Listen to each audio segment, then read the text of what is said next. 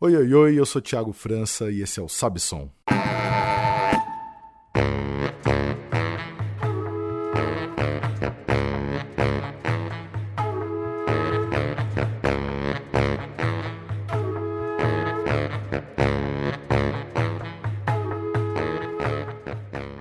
Sabe Som é um podcast e programa de rádio totalmente dedicado a falar de música e outros assuntos que orbitam o tema, como arte, cultura e até religiosidade.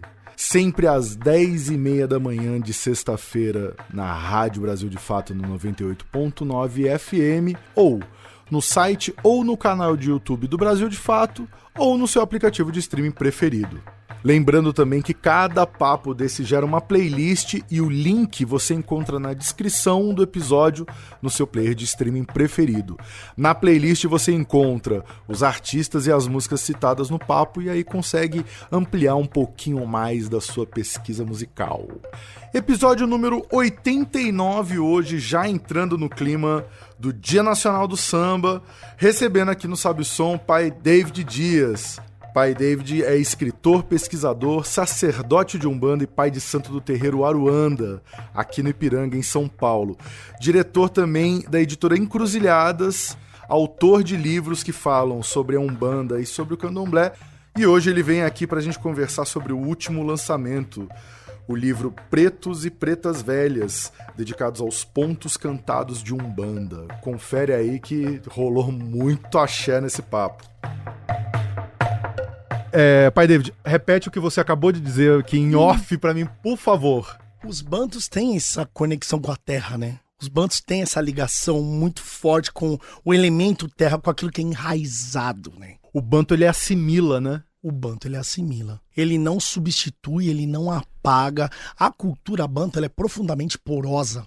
Então, o banto tem uma tecnologia ancestral que ele vai nomear por moio, que é a habilidade porosa de obter outros poderes de outras culturas. Que lá fora se popularizou com o nome de Mojo. Exatamente. O mojo, que é o molho. Olha onde a gente foi. O samba virou jazz. Não, e olha só, não tô tirando isso da minha cabeça, tá? No Kitabo, no livro do Ney Lopes. Com certeza. Já tá... É lá já mesmo. Já tá dito lá. É lá mesmo. Já tá dito lá. O Kitabo é a minha Bíblia. Que foi relançado agora, você viu? Sim. Foi relançado agora um livro raríssimo. Raríssimo. Que, ó, quentinho, ó. Tinha que guardar pra não... Eu paguei R$350 no meu. Agora tá aí, ó. 50, 60 reais a nova edição. Eu vou dar o meu momento carteirado. O meu eu ganhei do Ney Lopes. Tá certo. Não esperava menos, né? O Ney que é um grande padrinho que eu tenho da minha vida inteira. Quando eu depois de uma temporada em Belo Horizonte, que eu toquei com ele lá, acompanhei ele lá, eu vim pra São Paulo, e aí ele me apresentou pra muita gente aqui, e ele... você chegar aqui sendo apresentado pelo Ney Lopes não é... Caramba, não é pouca coisa, Não né? é pouca coisa, né? Devo muito a ele, inclusive tive a felicidade, né, de produzir um EPzinho com 5 músicas, o Ney Lopes 80, que eu fiz quase como um agradecimento, que os 80 anos do Ney Lopes ia passar batido, cara. E aí eu conversei lá com o Marcos Fernando, que é produtor dele há muito tempo, eu falei, mano, alguém precisa fazer alguma coisa. Nem que eu tire do meu bolso e faça, mas a gente tem que fazer alguma coisa, né? Sim. Fiquei bem feliz de ter feito isso com o Ney. Que é um baú de informação, cara, né? Não, Quando a gente fala sobre cultura banto, cara, é uma loucura. O que ele tem de pública? Eu fico pensando o que ele não publicou. Se ele só tivesse feito as músicas que ele fez, ele já seria uma lenda. O cara ainda escreveu enciclopédia, dicionário. Que é isso? Mas...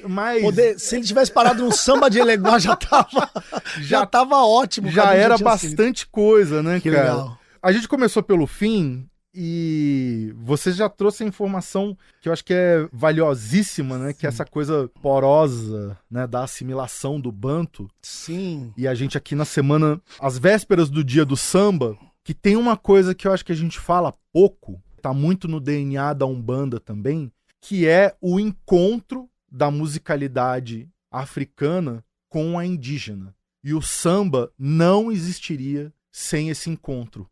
Porque o pulso, a marcação, aquele grave marcando o tempo, aquilo é indígena. A música africana é engraçado como ela é um pouco mais solta. Ela é menos renderizada, né? Sim. Ela é menos certinha. Sim. Ela é um pouco desencaixada do grid, assim, do pulso. Menos quantizada do que a gente vê, Muito né? menos do que parece até. E é uma ficha que me caiu tocando. A primeira vez que eu fui tocar com o Tony Allen, né, que é um baterista nigeriano, o próprio jeito que ele contava 1, 2, 3, 4 pra poder entrar na música, eu já não entendia onde ele tava. Ele... A gente ensaiando um dia lá, ele contando, ele entrando e eu entrando no lugar errado. Ele falou assim, faz o seguinte, começa você aí, eu vou atrás e tá tudo bem. Porque tem uma coisa assim, tem uma coisa meio elástica, tem uma coisa meio... que é difícil de explicar, cara. Difícil de explicar. Sim. Mas que preserva uma identidade. Isso é muito importante. Porque quando a gente fala sobre porosidade, quando a gente fala sobre assimilação, e óbvio, né? Acho que a palavra que vai aparecer aqui em algum momento, eu já vou cantar essa pedra. Quando a gente fala sobre sincretismo, a gente fala sobre uma relação de fusão, mas que não perde ou não se propõe perder a identidade. Então, quando você ouve essa mistura, quando você ouve o resultado dessas assimilações, você identifica de onde vem. A cultura banto preserva essa identidade centro-africana, que inclusive é formada a partir de outras culturas. Cara, eu acho que isso é muito importante pra gente falar do desdobramento que se tem essa cultura na diáspora. Na diáspora e no Brasil, né? Que é bem diferente da gente pensar a musicalidade em Cuba. Que esse era o ponto que eu ia chegar. O candomblé, né, a santeria, eles tocando, tem essa coisa mais africana o tempo, ele fica um pouco, você fica assim, peraí, tá aqui, tá ali. Pô, eu vou te contar uma historinha, porque essa é de lascar. Em 2008, estava eu em Nova York com o berço do samba. Tô eu andando ali pra cima da rua 110, depois do Central Park, e começo a ver um pessoal lá, cheio de uns colar no pescoço, e eu falei assim, mas que onda é essa, né? E aí começa a andar e começa a ver umas lojinhas vendendo vela, não sei o que. Eu falei assim, não é possível, tem macumba aqui em Nova York e tem muita macumba. Tem muita macumba. Porque tem muito cubano, tem muito haitiano. Santeiro. Sim. Pra você ter uma ideia. Lá no Atina Pra Isso é meu podcast, que eu falo sobretudo sobre cultura de matriz africana, especialmente a Umbanda. Quando eu vou dar uma olhada nas estatísticas e nos países que mais ouvem, mais consomem esse produto, os Estados Unidos é um dos que mais ouvem o Atina Pra Isso. E aí, na minha cabeça, é óbvio, né? Tem sempre aquele olhar de, tem muito brasileiro lá ouvindo a macumba. Claro que tem. Mas tem muito norte-americano, tem muito cubano, tem muito nigeriano, tem muito angolano nos Estados Unidos que consome esse tipo de material, sabe? Então eu acho que é muito legal a gente pensar que é uma contribuição dessa cultura para outras culturas que são diaspóricas também, né? Tem um pessoal de uma loja lá nos Estados Unidos que me segue lá no Instagram, que vende, assim, ó, coisa que parece muito uma loja de artigos religiosos aqui. Não, mas é, cara, igualzinho. E aí, tô lá e a menina que era a produtora nossa lá do evento, ela virou e falou assim, pô, tem um amigo meu, cubano, que ele vai tocar aí amanhã, você tá afim de ir lá? Eu falei, vou. Claro. Rapaz, cheguei lá, era um figura chamado Pedrito Martínez, que é um ogã, assim, faixa preta dos faixa preta lá do rolê. E aí o rolê que ele ia tocar era o Gurufim do Pai de Santo que tinha... Você tá de bicho, brincadeira. eu caí num Ela falou que era um evento. Ela falou assim, um amigo meu vai tocar, um amigo meu cubano, percussionista. Eu falei, vamos lá.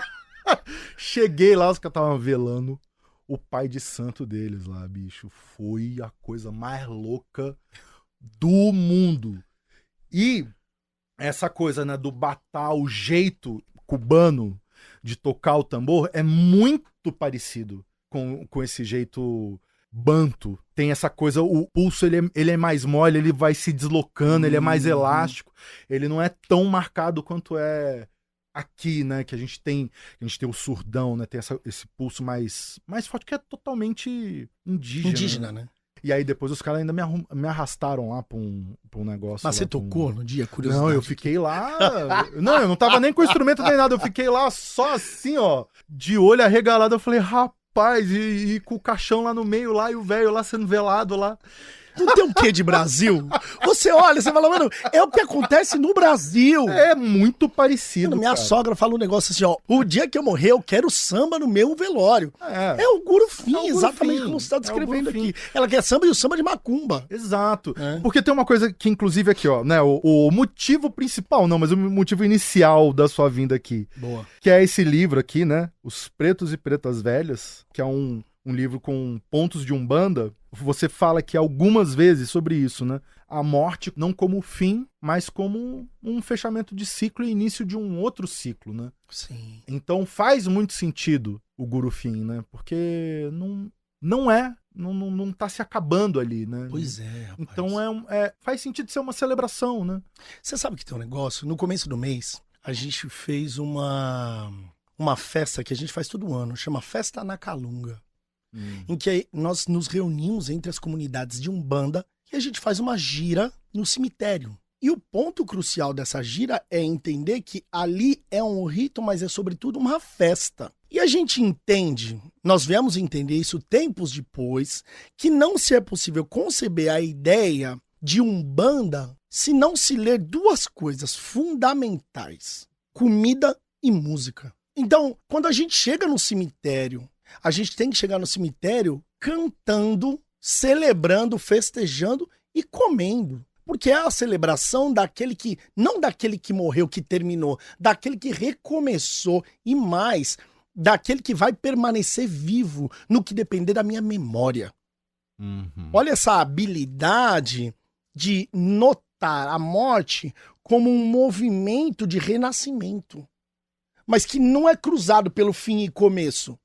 É um outro começo sem passar pelo fim. Pô, isso é bonito pra caramba. Sim. E isso é Centro-África, né? Que é o que alimenta essa cultura de Umbanda, essa cultura de terreiro e, ao mesmo tempo, se distancia de toda e qualquer percepção de morte cristã. Então, eu acho que celebrar a morte por meio da vida e a vida por meio da morte é um processo cíclico que é centro-africano, que é banto, que está muito relacionado à perspectiva do professor que se explica muito, o professor Tigana Santana, mas que também é explicado pelo professor Bonseki Fukiao por meio do cosmograma Bakongo, sabe? Que é esse movimento de renascimento por meio de uma cruz, de um movimento chamado Dingo Dingo, e uma cruz que se estrutura a partir de uma ideia Yoa, aquilo que não se tem fim e se propõe por meio das circularidades, né?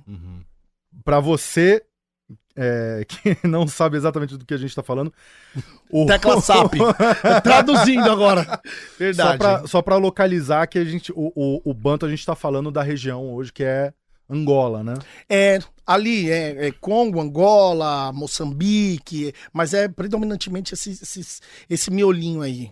É um miolão que é grande, né? Não é um bairro, né? É muita coisa. Pô, cara, eu dei uma lida legal aqui no livro e tal. Esse livro tá uma graça. Achei muito legal. É bem didático, né? A proposta era essa, sabia, França? A proposta era lançar algo, porque ele é um contraponto desse aqui. O sincretismo na Umbanda, o livro Sincretismo na Umbanda, ele é um outro lugar. Ele é a síntese da minha dissertação e a gente vai falar sobre as sequelas do sincretismo nos terreiros de Umbanda. Isso também fala sobre música. Muito sobre música. Muito sobre corpo e música, sobre corpo e ritmo. E aí eu queria um livro que fizesse com que nós voltássemos. Sabe assim, quase aquele pleonasmo. Vamos voltar pro começo, né? Vamos voltar pro começo, que eu quero aqui discutir coisas básicas, mas ainda assim fundamentais pro terreiro, que é o ponto cantado, que se perde por vários motivos. E aqui também eu não quero trazer uma perspectiva saudosista. Resgatar por resgatar, porque o mais velho tinha mais potência, ou mais velho. Não, eu quero trazer uma ideia de contar uma história do começo, sabe? Que muita gente vê hoje, aí chega no terreiro de Umbanda, e aí houve pontos que, fiz agora, ou foi o curimbeiro tal, foi o Ogã tal que fez, mas se esquece de ler essa história de uma forma que conte ela do começo, sabe? Então a proposta acho que é um pouco disso, assim, contar um pouco como que a gente percebe os pontos de Umbanda a partir dos pretos velhos, dentro dessa história da Umbanda, vamos falar do começo do século XX pra cá. Você tava comentando justamente eu acho que é esse primeiro ponto aqui que você falou, né? Que é um ponto mais longo, né? Que é o bate-tambor na calada da noite. Tem um assunto também que eu acho curioso, que vou soltar essa daqui pra gente ir pensando nisso também. Fica numa área cinzenta entre o que é domínio público, o que é propriedade intelectual. Quem fez? Alguém fez. Como que é isso dentro do terreiro, né? E como que as coisas vão... algumas coisas vão se diluindo e vão se perdendo, a gente vai perdendo um pouco o fio da meada, e é engraçado a gente ver, né, tipo, o que eu acho legal, né, de ter registrado, assim, em livro, é porque é muito comum de um terreiro pro outro você ver, assim, aquele ponto ali, pô, tem uma frase diferente, tem uma melodia um pouquinho diferente, você reconhece, mas não é a mesma coisa, né, tem uma vida, assim, que vai transformando e, né, próprio conhecimento ele vai sofrendo uma metamorfose, né, Isso é absurdo. De tempos em tempos e de lugar para lugar. Até separei aqui também, logo depois aqui tem um outro ponto que fala, né, pensa numa estrada longa, Zifi, lá no seu Jacutá. E Jacutá é um termo que chegou para mim com um outro significado. Jacutá era um ancestral de Xangô. Olha aí. Eu já vi várias traduções para esse termo. Inclusive o Ney Lopes tem no Kitabo, acho que ele fala sobre essa expressão. Sim. Ou no dicionário Banto, não sei. Tem algum lugar que eu vi o Ney Lopes falando sobre Jacutá. Aqui, no contexto aqui do ponto, o que significa? Casa, morada, pedra, assentamento, lugar onde você volta. Né? Então... E aí tem toda a relação com o Xangô também, né? Quando a gente fala de pedra, de assentamento, de casa. Acho que tem toda essa malha que envolve o termo de Jacutá, né? Eu não sei de onde que eu tô lembrando aqui de uma expressão Xangô de Jacutá. Acho que é algum livro ou algum álbum. Agora me vem aí na cabeça, enfim. Mas esse Jacutá tá muito nesse lugar de assentamento. Lá no seu Jacutá, morada, casa, onde você faz o seu assentamento, sabe? Onde você recarrega as suas forças aí. Pensa numa estrada longa, Zifi, lá no seu Jacutá. E eu acho que a beleza do ponto cantado é essa poética que não se propõe ser explicada, saca? Sim. Ela não se propõe explicação. Nesse livro, inclusive, não é explicação de ponto a ponto. Sim. É um comentário que eu faço na tentativa de colocar luz naquela poesia, mas não de desvelar essa poesia, não de revelar essa poesia, porque quem revela a poesia é o chão do terreiro. Ainda que a gente traga aqui um musicólogo, um etnólogo, alguém especialista no dialeto de terreiro, como a professora Ieda Passo, não adianta. Quem revela o segredo daquele ponto cantado é o chão do terreiro, é o preto velho. E aí, você falando sobre criação, autoria, a gente já rompe com a ideia de autoria a partir do princípio que a gente fala assim, ó, quem fez isso aqui, tá vivo ou tá morto? Quem fez isso é morto, registra como? De quem é o direito autoral? Tem isso. Se ele tá morto, quando que cai em domínio público? Olha que curioso. É uma questão, eu não tinha... Não é? E aí, olha que engraçado. Quando a gente vai olhar pra norma, pro parecer jurídico dos direitos autorais, nossa, isso agora em época de inteligência artificial é que mais tem sido discutido, né? A ideia é, o direito autoral se dá a partir de um humano. Beleza? E aí, óbvio que a norma jurídica vai ler o humano como uma pessoa viva. Olha, foi feito, mas quem fez isso foi uma folha. O mundo não tá preparado pro terreiro, o mundo não tá... Por isso que eu acho, tem um negócio, ô França, que é chamado ponto raiz. O ponto raiz é uma coisa brilhante. Que o ponto raiz nada mais é que durante uma gira, a gira tá acontecendo lá, e aí baixa o guia, baixa o caboclo, ei, para aí. Aí para aquela curimba, para o silêncio, o caboclo no meio da roda, e ele começa a puxar um ponto cantado. Que ele tá cantando na hora ali, tá brotando daquele corpo. Ele trouxe. Então vamos supor, o sino da igrejinha faz Belém bem blom, deu meia-noite, o galo já cantou, e aí é o seu tranca-ruas que tá cantando, óbvio. Seu tranca-ruas que é o dono da gira, oi, corre gira que o Ogum mandou. Ou seja, se ele mandou esse ponto inédito, vamos chamar assim, ele vai ser dito como um ponto raiz, porque ele é cantado pelo guia, pelo próprio guia. E aí alguém lá, com maior facilidade, decorou, anotou, ou lógico, nos dias de hoje gravou. Esse é um ponto raiz. Esse é um ponto que vai impedir com que outra pessoa fala assim, ó, mas ao invés de Tranca-Rua, eu vou pôr Maria Padilha, que é a dona da gente. Não, isso aqui é raiz, tem um direito autoral.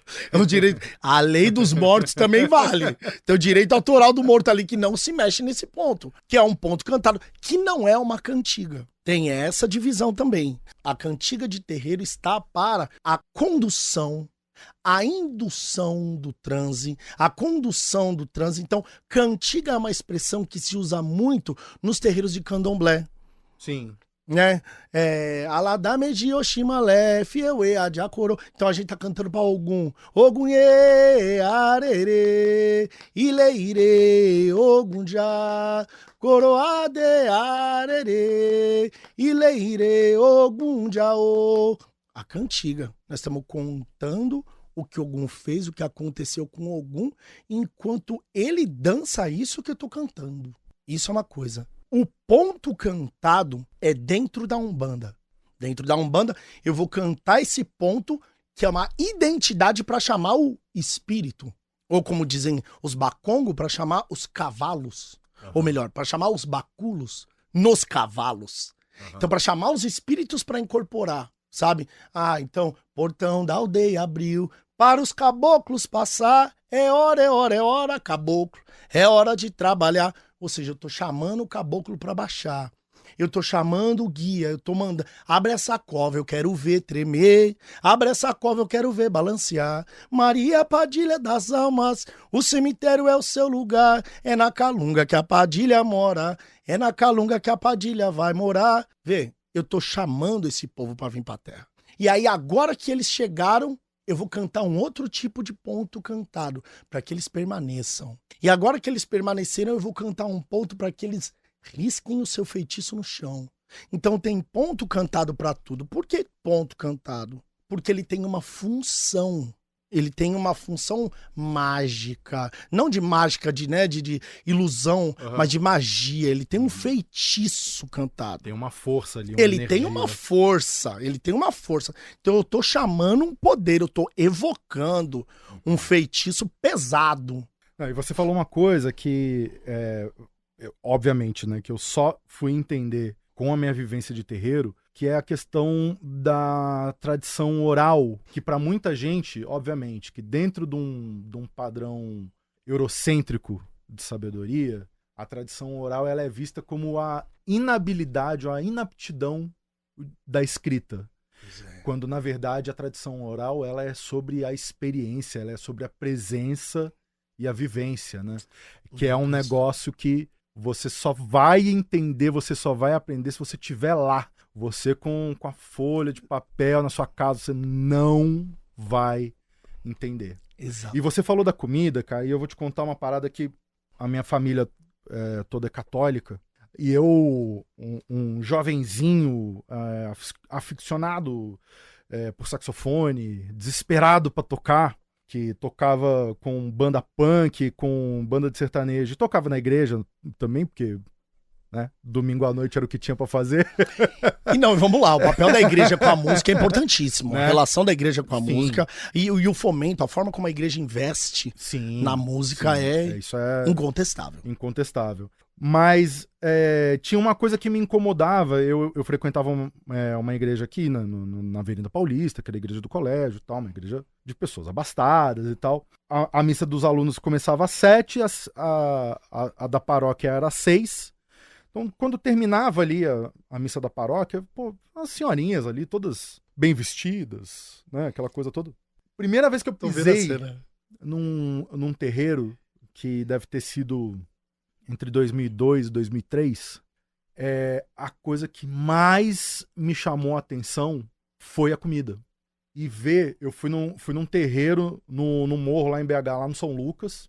De cara, assim, eu falei assim, gente, estamos aqui no morro, com uma galera muito simples, vive abaixo do que a gente deveria viver, né, numa condição ali muito pobre, e a comida ela é farta, e ela é dividida, ela é partilhada, existe um ritual, existe uma disciplina sobre a comida, ninguém acotovela ninguém passa na frente de ninguém, e todo mundo vai comer. Ninguém deixa de comer. Os vivos e os mortos. Exatamente. Porque também não adianta a gente falar assim, ó, não, Pombagira é minha ancestral, Exu é meu ancestral, Preto Velho é meu ancestral, mas na hora de comer você não chama eles. Você vai comer um negócio e eles vão comer outro. A ideia do terreiro é a partilha daquilo que todo mundo vai comer entre os vivos e os mortos. Lembra daquela ideia de que quando morria alguém, isso acontecia mais lá no interior, a cadeira da pessoa ficava vaga. Sim. E servia o prato de comida. Então, nós estamos aqui, morre uma pessoa, aquela cadeira fica vaga e na hora do jantar coloca-se o prato ali. E a hora que nós vamos começar a comer, o prato vai para debaixo da mesa. Ou seja, o morto continua comendo. O morto continua com as suas vontades, sabe? A partilha da comida é algo que faz com que a Umbanda aconteça. Não existiria Umbanda, aliás, não existiria Umbanda, Candomblé, Jurema, Terecô, Catimbó, o que quer que seja, se não tivesse comida, cara. Eu acho que esse é o grande feitiço, sabe?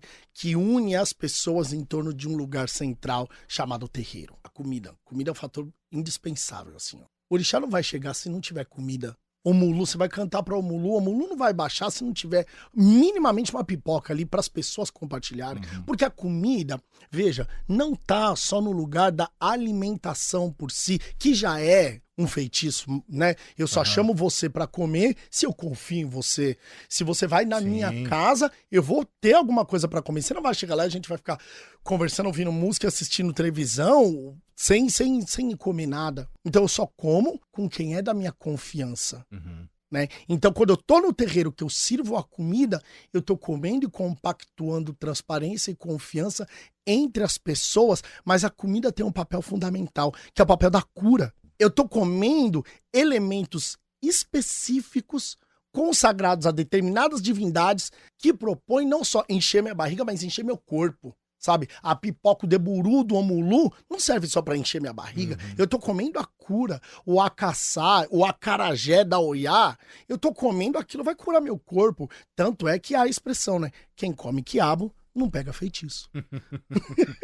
Rapaz, você sabe que eu não posso ouvir esse ditado que me lembro de uma noite que eu fiquei assim, ó, uma madrugada inteira picando quiabo lá no terreiro. Tá caro, hein? Mas você é de Xangô, não é? Eu sou de Xangô. Pronto. Só cara. Não, vim de vermelhinho hoje aqui, eu não tô reparando. Eu tô aqui reparando. Hoje eu vim. Tô reparando. Inclusive, eu trouxe aqui pra mesa o meu bonezinho do Exu, que eu fui impactado por ele no Instagram. Um belo dia eu tava lá vendo stories lá e apareceu um bonezinho do Exu. O Instagram me conhece, né? Com certeza. E aí comprei online mesmo meu bonezinho. Cara, pegar ônibus, ir pro aeroporto com um bonezinho do Exu é uma parada. E assim, eu gosto. E o pessoal não olha pra essa cara, tipo, meu Deus! Esse aí é trevoso. Rapaz, hoje eu tava no ônibus, assim, e ele é diagramado, assim, né? Tem um triangulinho, assim, né? Tridente, né? Tem o tridente, e aí o Exu tá escrito, assim, na forma de um triângulo, assim. Sim. Rapaz, a senhorinha, a hora que ela leu o que tava escrito... Que ela entendeu o que era. Ela regalou o olho, que eu achei que a bolinha sair do soquete, cara. Eu gosto de pegar ônibus e eu gosto de viajar de avião com o bonezinho do Exu. Porque, pô, Exu, cara, quem cuida do caminho, quem abre o caminho é Exu. Então, né, quem leva e traz em segurança é Exu. Então, no transporte público, no transporte particular, eu vou com o meu bonezinho do Exu. E ainda é uma loucura, né, cara? Tudo isso, né? Essa sincretização, essa coisa errada, né, que fizeram com Exu, que perdura. E você falou da coisa da música, né, na igreja, que realmente isso é um ponto que a gente tem que dar, né? Hoje eu conheço muita gente mesmo que se formou um músico, principalmente nas igrejas evangélicas, né? Sim. Mas é curioso ver também o quanto, cada vez mais, os cultos evangélicos, eles absorveram as práticas, a musicalidade da Umbanda, do Candomblé, né? Ainda rechaçando, mas tá lá, cara. Você já ouviu falar da pastora Ana Lúcia? Não. Essa daí, pra quem é mais nerd, aí o Matheus o Matheus, nosso super fã, que é o nosso VAR, aqui do podcast, ele vai pesquisar. Tem um camarada lá do Rio de Janeiro, Bernardo Oliveira, que ele é filósofo, produtor e tal, e tem um filme dele, chamado Caixa Preta, que ele colocou umas cenas ali da pastora Ana Lúcia. Cara, se você ouvir A parada sem som, você fala assim, isso aqui é uma macumba. Todo mundo dançando, rodando, tá ali, tá rolando uma macumba. Só que aí você põe o som, ela tá cantando lá, quebra, quebra, requebra, quebra o alguidar. Ah, não, mentira. É. E aí? E agora? Eu não sei. Quem será que tá dançando ali? Olha, porque vamos lá. O apóstolo França. Pedro não é. Vamos lá, França. Esse couro veio de um bicho. Né? O bicho tem vida porque o couro não tem. Esse couro tá nesse tambor. O ritmo conta uma história, evoca uma memória que aquela madeira já ouviu. Não vai achando que uma palavra que você muda vai mudar o espírito que tudo aquilo movimenta. Então, no campo simbólico, óbvio, a gente não precisa fazer muito malabarismo para explicar. Isso é racismo, ponto. No campo fenomenológico ou no campo espiritual, ela não dá conta de dizer que isso aí não tem espírito. Ela não consegue comprovar que não tem um espírito dentro daquele tambor. Os tambores falam. Os tambores têm espíritos naturais deles mesmos, do qual o indivíduo que não sabe, que não detém o poder, não dá conta de dominar. Não é tudo que o cristão consegue dominar, sobretudo aquilo que ele não vê. Ele não consegue dominar, sabe? E é engraçado uma coisa, né? O tambor dentro do terreiro é macumba. O tambor dentro da igreja é santo. O tambor é o mesmo. Eu posso tirar meu tambor de dentro do terreiro hoje. E amanhã, por ele dentro de um culto, todo mundo vai rezar na frente daquele tambor. E aquele tambor comeu dendê, aquele tambor é consagrado pro caboclo, pro boiadeiro, mas o povo vai tocar aquele tambor lá falando pra quebrar o alguidar. Será que eles acham mesmo que esse tambor tá compactuando com essa ideia? Tá entendendo?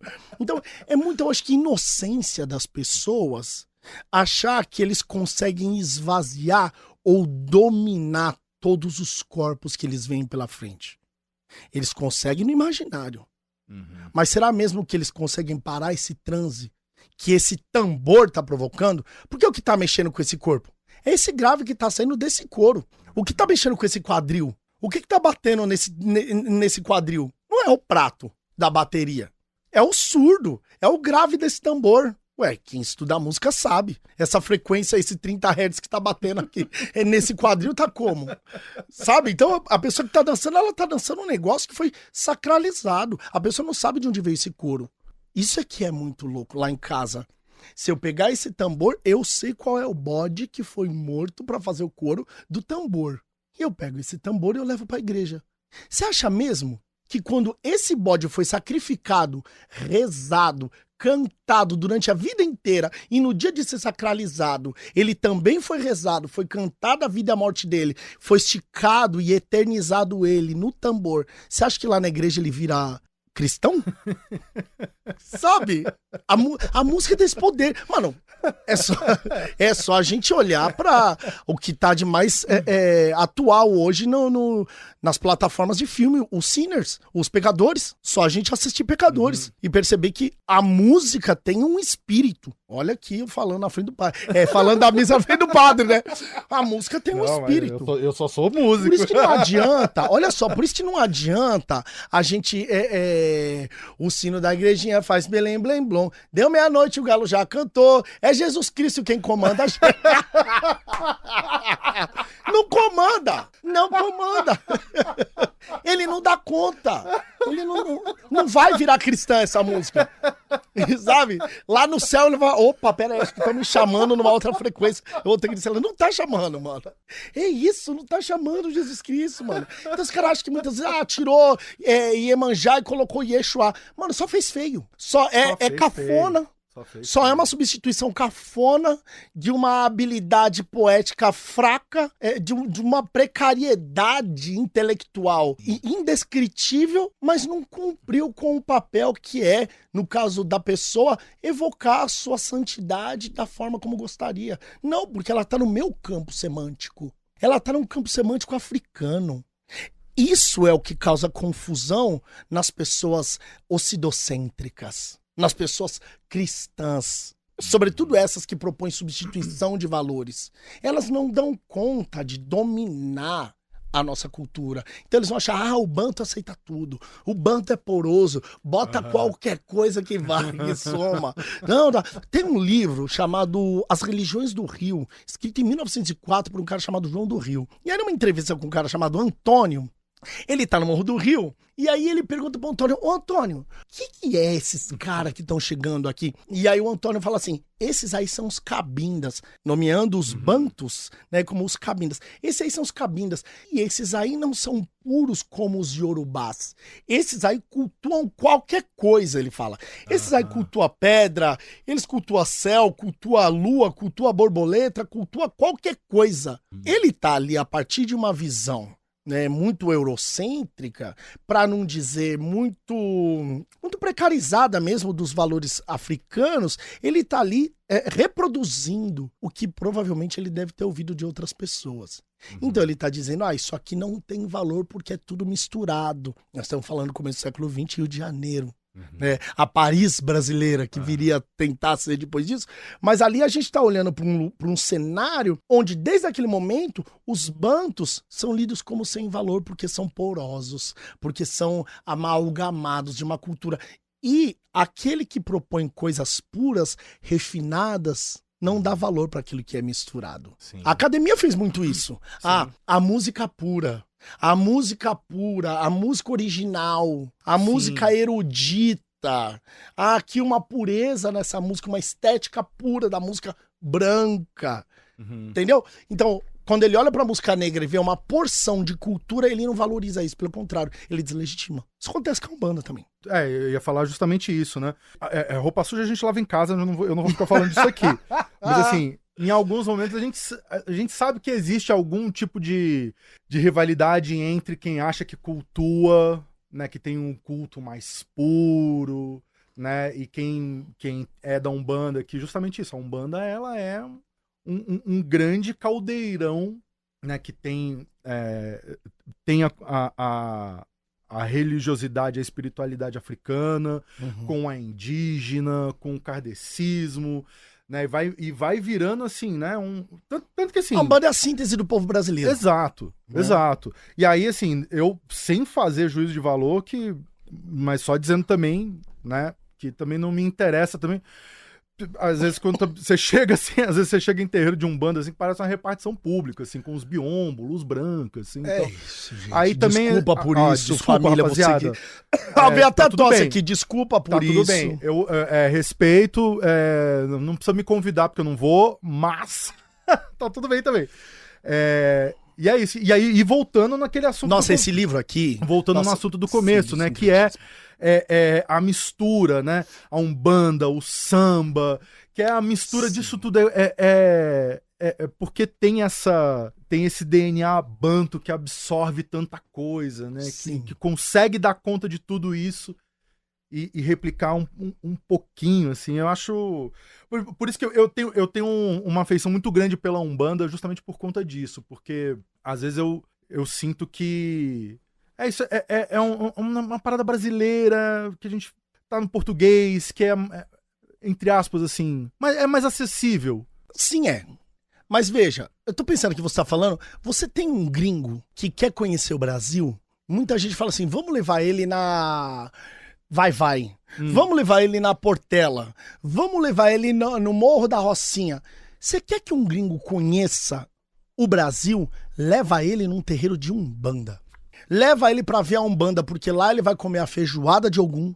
Lá ele vai conhecer o Morro Carioca pelo Zé Pilintra, que não é só a síntese do Morro Carioca, claro, mas lá ele vai conhecer seu Zé Pilintra. Ele vai conhecer as pessoas negras afro-brasileiras no corpo dos pretos e das pretas velhas. Ele vai conhecer a música, porque lá ele vai ouvir o cabula, lá ele vai ouvir o samba, lá ele vai ouvir o Ijexá, lá ele vai ouvir o jongo, ele vai ouvir o pandeiro, o rum-rumpi, o léu surdo, ele vai ouvir o cachixi, a cachirola, o chequeré. Ele vai ouvir a riqueza cultural em um só lugar, sabe? Dessa cultura, Françá, que eu entendo a sua perspectiva sobre brasileira, mas é importantíssimo que a gente aloque criteriosamente a identidade da Umbanda a partir da perspectiva afro-brasileira. Sim, né? Então, a Com Umbanda certeza. é essa manifestação cultural afro-brasileira. E por que há essa minha pontuação aqui sobre não ser brasileira? Porque é por meio desse discurso de Umbanda, uma religião brasileira que vendeu muito bem, que vai fazer com que muita gente coloque a autoria, data de fundação e propriedade. Sabe? No momento em que se elenca a Umbanda enquanto brasileira, não é um equívoco. Pelo contrário, é um propósito de torná-la, primeiro, mais palatável do que preta. Você falar que ela é afro-brasileira, ela é africana, então toma cuidado, essas coisas de preta é perigosa. Então fala que ela é brasileira, fundada por uma pessoa branca, não, ela é ótima, é espírita, inclusive. Não é. Tá ligado? Não é, de fato não é. Não são todos os sincretismos, não são todas as influências que chegam até a Umbanda que contribuem para a permanência e a manutenção da sua ancestralidade. Pelo contrário. A gente tem aqui uma relação, por exemplo, com o espiritismo que é forçada. Uma relação com o catolicismo que é forçada. Esses sincretismos são violentos, não são celebráveis e não devem estar nos terreiros. Por quê? Porque não contribuem em nada para a cultura do terreiro. Perceba, quanto que Allan Kardec contribuiu pro samba de caboclo? 0.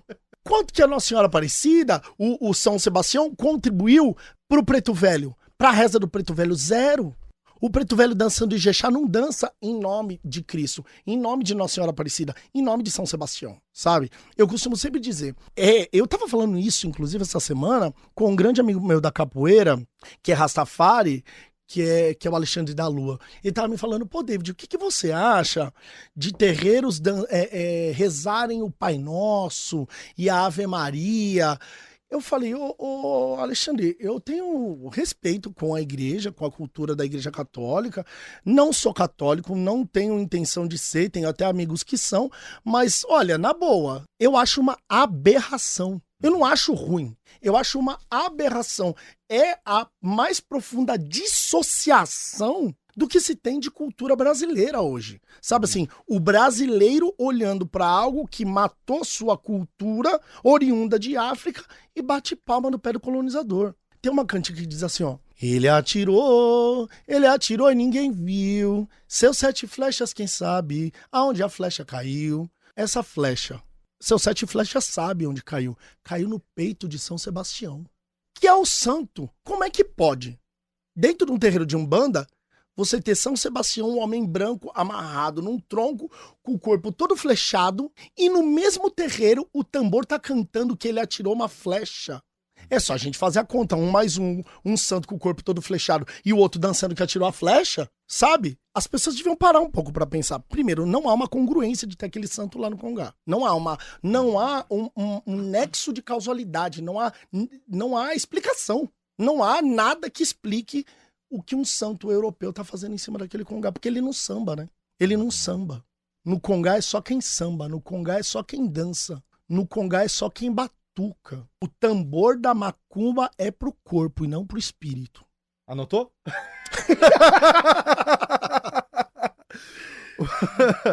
David, eu até tinha deixado separado aqui, eu vou ler um trechinho aqui que tá no livro, que é fundamental reconhecer que pretos e pretas velhas representam a ancestralidade viva dos terreiros de Umbanda, carregando a sabedoria adquirida ao longo de jornadas marcadas por desafios, resistência e transformação. Reduzi-los a uma visão que se limita à escravidão ou ainda à superação dela é desconsiderar a humanidade e a identidade negra das pessoas que formaram a base e a riqueza cultural desta nação. Bonito, né? Bonito, né? Olha isso aí. Bonito. Quem escreveu isso aqui? Quem que foi? Ê, chat GPT.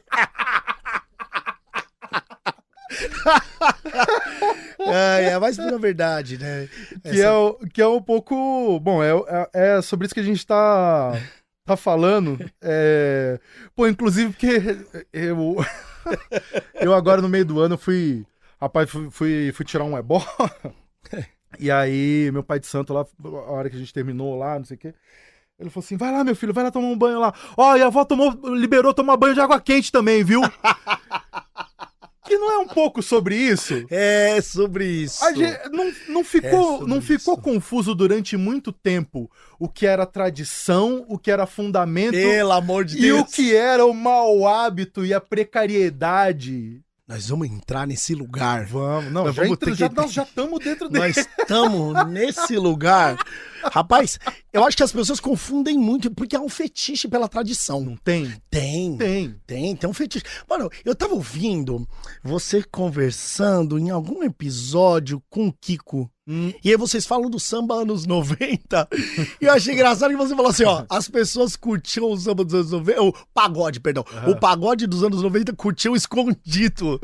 O povo curtia escondido porque não tinha um preconceito ali. Tinha preconceito porque, mano, muito. Tem o pessoal que vai dizer, né, o que o Zeca Pagodinho não conseguiu explicar. O que é samba e o que é pagode. O pessoal vai tentar dizer, não, eu gosto de samba, eu gosto de pagode. Não, eu gosto de samba, mas eu gosto do donga. Eu gosto de 1920 até 1950 só. Então os caras que têm um fetiche por um negócio, de novo, que eles vão entender em ponto mas puro. Aí, com todo respeito. Agora você é isso. Não, mas aí agora, com todo respeito, vou tomar a liberdade de dizer: as pessoas gostam de preto morto, né? Olha isso. É sobre... Não, meu Deus, gente, pera, vamos ter que aumentar o horário desse podcast, beleza? Vamos ter que aumentar a edição especial de 2 horas. É isso? Você falou isso, tudo. Né? É isso. Gente, pera, vou ter que... Anotou? Gente, é exatamente isso. Né? Não, e você respondeu a chave aqui. As pessoas gostam do preto morto. Você falou tudo, França. As pessoas amam. Olha essa fita. As pessoas amam Preto Velho. A gira de Preto Velho lá no Terreiro Aruanda é a mais cheia de todas. A gente recebe assim, ó, 400 pessoas em gira de Preto Velho lá em casa. É um negócio absurdo. Absurdo. O povo ama. Ai, o pai João de Angola, meu Deus, eu vou morrer. Meu Deus, ele tá em terra. Não, eu não posso ir embora sem receber um abraço. E fica aquele negócio. O pai João de Angola é minha vida, é meu querer. Beleza. Vamos fazer o seguinte, então, se você ama tanto ele. Esse mano vai vir aqui. Você vai sair, olha só, vê. Você que tá lá, o Preto Velho vai olhar. E aí, Mizifi? Tudo bem, França? Aqui dá um abraço. Chifi gosta desse Preto Velho, né? Tá bom. Então, quando o Chifi sair aqui na Rua do Ipiranga, aqui, à noite, esse Preto Velho vai aparecer pra você. Você fala, não, pai. Aí também não. Não, filho, mas não é o espírito, não. É o pai mesmo que vai aparecer. Eu duvido a pessoa demonstrar esse amor, esse afeto, essa compaixão, essa idolatria pra um corpo preto na rua igual do Preto Velho. Duvido. Se esse Preto Velho aparecer, a hora que você estiver andando na rua, ele aparecer na tua frente, duvido você ajoelhar e bater cabeça pra ele. As pessoas gostam de preto morto, porque não dá pra ver o corpo, não dá pra ver a cor. Dá só pra contar a história que você escolhe sobre ele. Agora, quando chega no Preto Velho de verdade, o homem negro, velho, na rua, a gente chuta que é macumba. A gente chuta que não tem valor. Ou a gente passa o fogo, mata, algema e arranca a cabeça e joga na praça pra todo mundo ver. Esse é o corpo preto que o povo não gosta de cantar, tá ligado? Então é exatamente isso. A cultura do Preto Velho é uma cultura... Por isso que eu acho que a Umbanda é a cultura, primeiro, uma cultura extremamente contemporânea. Segundo, uma cultura que não se pensa somente dentro da caixa do terreiro. Não é possível compreender Umbanda pensando só o terreiro. Você precisa criar relação sociopolítica com a comunidade, com a sociedade que você está inserido. Portanto, não adianta você pensar no Preto Velho, né, no espírito morto, como você bem disse, sem pensar nesse espírito lá na rua. Nesse Preto Velho que muitas vezes tá lá na rua, mano. E não só em situação de precariedade, que é muito importante essa visão que se construiu do tadinho, do coitado, do Preto Velho caço, do Preto Velho bonzinho, do Preto Velho calmo. Esse Preto Velho tá dando aula numa escola pública. Esse Preto Velho é o Preto Velho, é o homem negro velho que tá trabalhando de pedreiro embaixo do sol com 80 anos de idade, cheio de história pra contar. Mas esse não tem valor porque tá vivo. Tem que dar o braço a torcer pra esse daí que tá do seu lado, é difícil. Mas é isso. Não, eu vou pegar pra mim. O povo gosta de preto morto. Eu vou pegar pra mim essa, amei. É isso mesmo. Eu não gostava. Quando a gente fazia as giras de Preto Velho lá no terreiro, lá, eu não gostava muito, não. Porque Preto Velho é paciente demais, cara. Eu não tenho paciência. Você quer seu negócio pra onde? Não é que eu quero pra onde, mas é que assim, eu ficava de cambono. E aí ficava lá, sentava do lado do Preto Velho na maior paciência do mundo. Aí vinha o povo reclamar de não sei quem do prédio, e fazer fofoca de trabalho e não sei o quê. Que o outro estacionou a roda em cima da linha da vaga do meu carro e não sei o quê. Meu Deus do céu, eu falei assim, gente, o Preto Velho, manda esse povo vir cuidar da vida. Não é? Não é, mano. Não tem um negócio. O Preto Velho é o psicólogo do terreiro, né? É o que conversa, é o que troca ideia, que aconselha, que acolhe. Você não vai lá numa gira de Exu pra ficar de conversinha mole. Mas você sabe, França, eu acho que é uma outra didática. Sim, é outra didática. É uma outra didática. Muitas vezes você tá tomando o tapa na cara de um Preto Velho e você tá chorando emocionado. Você tá emocionado, ai meu pai, verdade, verdade. E ele tá espancando você. Nossa, o terreiro é um negócio de louco. O terreiro é uma coisa de louco. É uma coisa de louco. Ai. Quando eu tava fazendo meu desenvolvimento, ficava de cambono lá, rapaz, era cada história que eu tinha que escutar, meu Deus. Sim, mas sabe o que essa parte desse livro também tá contando? Eu tenho cada uma também que você para pra contar aqui, vai ter que aumentar mais 1 hora aqui desse episódio. Sabe o que essa história tá contando? Me veio algo muito curioso, que faz uma ligação com a música também. E aí, de novo, né? Você acha que tá fresco eu ter ouvido o episódio com o Kiko? Vocês falando daquilo que não dava mais pra cantar. Ah, sim. Do Noel? Sim. Do Noel. Né? Claro, outros tempos, outras realidades, outro pensamento social. Beleza? E isso também tá falando sobre isso aí no livro. Não dá mais pra gente cantar algumas cantigas que colocam o Preto Velho só nesse lugar de subserviência ou só nesse lugar de alguém que transpassou a escravidão. Cara, só isso que esses caras foram? Será que então a gente vai considerar que pessoas negras velhas são aquelas que venceram na vida? Será que elas só venceram, elas viveram só pra vencer? Tá ligado? Mano, então, Preto na senzala bateu sua caixa, deu viva iaiá. Preto na senzala bateu sua caixa, deu viva ioiô. Viva iaiá, viva ioiô. Viva Nossa Senhora, cativeiro acabou. Mano, que cenário que esse maluco tá cantando? Sim. Que fita, que mundo que esse cara tá? Não é possível que ele tá no Brasil. Sim. Que ele tá vendo o que tá acontecendo aqui no genocídio do povo negro. Não é possível. Aí tem o outro que vai dizer assim, ó. Dentro do canavial, o negro se libertou e lá não tinha pra ele nem senzala e nem senhor. Gente, que história é essa? Que se reforça, feito às escolas, nos pontos de Umbanda e que se transmite a ideia de uma abolição emancipatória, de uma abolição harmoniosa. Sim, e de que a história do negro, a história da África, ela começa ou ela se legitima depois da escravidão. Pois é, velho. São 50 mil anos de história na África. E ficamos presos em 300 anos. E parou nisso, né?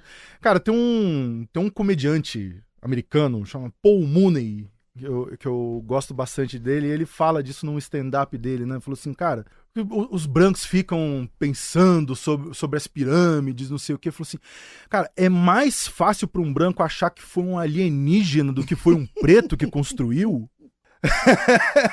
Você entendeu? Né? É isso. Não é um absurdo, velho. É muito tempo de história, muita coisa, né? E que foi, de fato, né?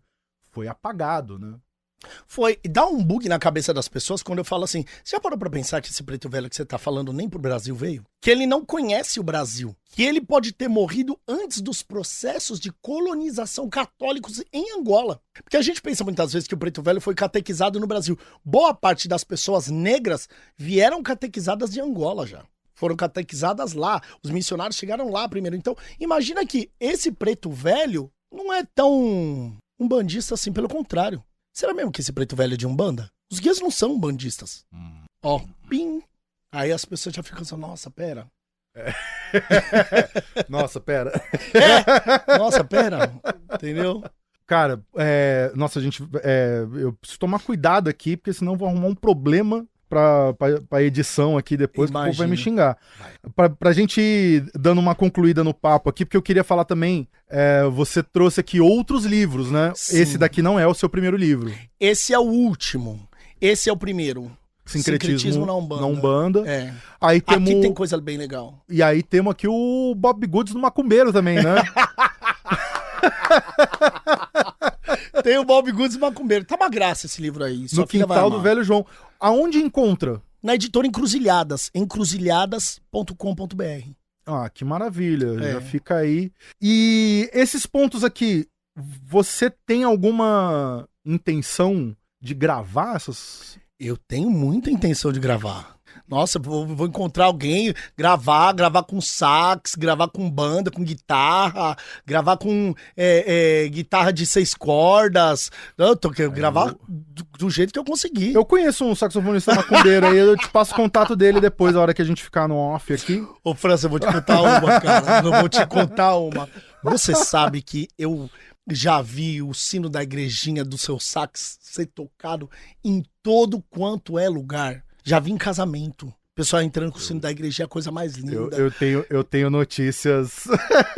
Isso é uma oferenda. Cara, que você fez pra tocar. A coisa mais louca de todas é quando eu ouço gente falando: pô, cheguei no terreiro, tava tocando lá. Ah, lá em casa toca. Toda terça toca. Cara, isso pra mim, assim, é uma parada, porque o candomblé, a Umbanda, é uma fonte inesgotável de inspiração pra mim. É um norte eterno, que assim, quando eu sei o que eu tô fazendo, quando eu não sei o que eu tô fazendo, eu olho pra isso. E saber que outras pessoas entendem isso e se tocam com isso. Ah, não é só mais um disco de música instrumental. Pô, pra mim é a Aláfia. A Aláfia. Sim. Sim. E Exu tá muito presente no seu trabalho, né? Muito, cara, porque isso, Exu faz essa comunicação entre todos os mundos, né? Sim. Da noite, da música. Cara, não existe nada. Não existe. Xangô criou o tambor. Xangô, e isso do Kitabo, né? Que isso é uma coisa que eu li e destravou um negócio na minha cabeça, sabe? Xangô criou o tambor e com o tambor criou o prazer de dançar. Nossa, isso é muito bonito. Então, cara, pra mim destravou uma parada, eu, quanto instrumentista, de tipo, pô, se meu pai criou o prazer de tocar, de dançar, eu tenho que tocar para as pessoas dançarem, cara. Quase que numa responsabilidade ancestral. Exato. Uma herança mesmo. Né? Tô um pouco receoso de usar essa palavra, né? De te receber aqui, né? Porque no contexto aqui, negócio de receber, o pessoal pode achar que é outra coisa. Eu falo assim, ih, mano, o Thiago recebeu o pai David lá. Sim. Mas, cara, uma alegria trocar essa ideia contigo, te conhecer.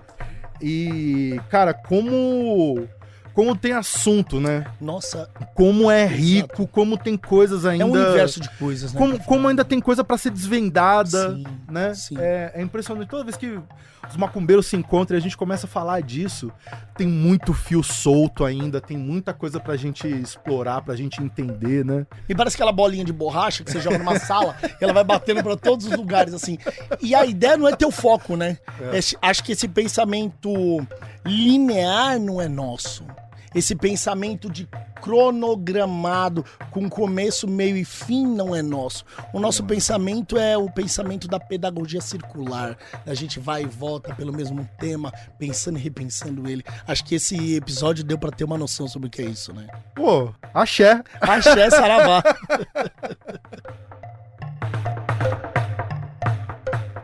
Maravilha, encerrando o episódio número 89, que contou com a participação do pai David Dias. O papo rolou bonito hoje, a energia fluiu, cheio de axé. O estúdio ficou até assim, ó, iluminado. Sabe Som, que tem roteiro, trilha sonora e apresentação minha, Thiago França. A direção é da Camila Salmásio, a produção da Letícia Holanda, captação de imagem da Marina Ortega e a técnica de áudio e sonorização é da Lua Gattinoni e do Adilson Oliveira. A identidade visual é do Rafael Canoba e aqui no Brasil de Fato, a coordenação das redes sociais fica com a Rafaela Cury, a coordenação de jornalismo é da Muniz Ravena e Lucas Stanislau e a direção executiva é da Nina Fidelis. É isso aí, valeu e bons sons!